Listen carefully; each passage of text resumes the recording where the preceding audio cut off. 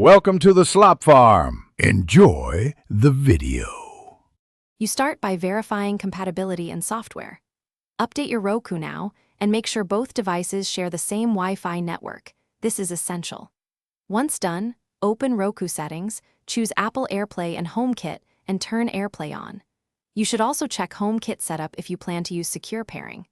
Doing these steps first prevents connection failures later and makes the device discoverable when you initiate mirroring from your iPhone, iPad, or Mac. You now begin the actual connection.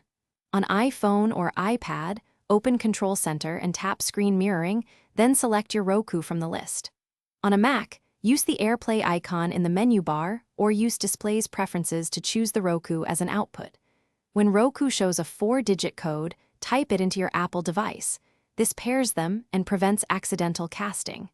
Make sure apps you're casting allow Airplay permissions, and adjust aspect or zoom on the Roku if the picture edges are cropped. You should now be streaming. Start playback from the app or mirror your screen. Control play and volume from either the Apple device or Roku remote. When finished, stop mirroring via Control Center or the Mac Airplay icon so your devices revert to normal.